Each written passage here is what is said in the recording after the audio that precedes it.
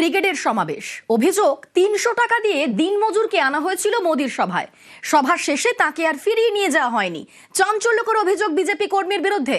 আর ওই দিনমজুরের হয়রানির এক শেষ। ভুল ট্রেনে চলে যান বিহার, সেখানে বাংলা বলায় জোটে মার।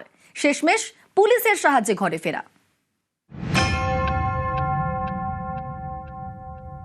পোল্যান্ডে ওগুলো চলো কলকাতা যাই ঘুরে আসি।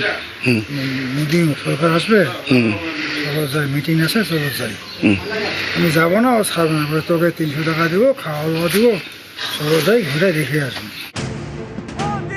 14ই মার্চ ব্রিগেডে সভা করেন নরেন্দ্র মোদী। আলিপুরদুয়ার থেকে সেই সভায় গিয়ে বিপদে।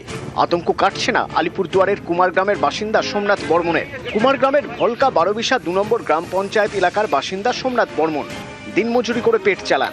তার অভিযোগ, ব্রিগেডে মোদীর সভায় যাওয়ার জন্য এলাকারই এক বিজেপি কর্মী তাকে জোর করেন। ৩০০ টাকা দেন, খাবার দাবার দেওয়ারও প্রতিশ্রুতি দেন। দিনমজুর এতে রাজি হন। আলিপুরদুয়ার থেকে আসেন ব্রিগেড সমাবেশে। অভিযোগ, সভা শেষে তাকে নিয়ে আর ফেরেননি ওই বিজেপি কর্মী। কি করবেন কিছু বুঝে উঠতে না পেরে দিনমজুর সোমনাথ বর্মন হাওড়া স্টেশনে চলে যান। সেখান থেকে উঠে পড়েন ভুল ট্রেনে, চলে যান বিহারের কিষানগঞ্জ। অভিযোগ, সেখানে বাংলায় কথা বলায় জোটে বেদম মার। দিনমজুরকে উদ্ধার করে পুলিশ। তারপর তিনি কিষানগঞ্জ থেকে কুমারগ্রামের বাড়িতে ফেরেন। পোল্যান্ডে ওগুলো চলো কলকাতা যাই ঘুরে আসি। মোদী সরকার আসবে, চলো যাই, মিটিং আছে, চলো যাই। আমি যাবো না, ও ছাড়বে না, তোকে ৩০০ টাকা দিব, খাওয়া দাওয়া দিব, চলো যাই, ঘুরে দেখে আসবো।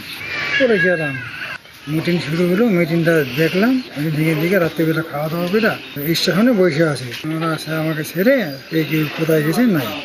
তারপরে আমি তো একাই নাকাল হয়ে গেলাম। ওরা আমি বিহারে ট্রেনে উঠছি, আসে বিহারে পাইছি। বিহারে আসিয়া ওরে ওই জায়গার পাবলিক লোকে সেবাদারা বইলে আমি পুরা দমে পিটাইছি। তো আমি বলছি আমি মিটিংয়ে আসছি, তাছাড়া পুরো আগে পিটান। তারপরে পুলিশে দেখছিল, পুলিশে দেখে আমাকে পরে পুলিশ নিয়ে থানাতে ডাকছে। মারধরের জেরে অসুস্থ সোমনাথ রবিবার তার বাড়ি যান স্থানীয় তৃণমূল নেতারা। দিনমজুরকে ভর্তি করা হয় হাসপাতালে। পরে উনি ভুলবশত যে আসামগামী ট্রেনে না উঠে সে বিহারগামী ট্রেনে উঠেছে। উঠার পরে যখনই বিহারে নামছে, যখনই শুনছে যে বাংলা ভাষাভাষীতে কথা বলে তাকে বাঙালি বলে অকথ্য ভাষা মার এমন মারাচ্ছে।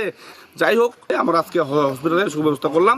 দুঃখজনক ঘটনা এটা, যে এইভাবে আঘাত পেয়েছে উনি, মারধর করা হয়েছে তাকে। তৃণমূল কংগ্রেস যেভাবে নোংরা রাজনীতি করতেছে, তাদের যে পায়ের তলার মাটি সরে যাচ্ছে, তাতে করে বোঝা যাচ্ছে। আলিপুরদুয়ার থেকে রাজকুমার কর্মকার, নিউজ 18 বাংলা।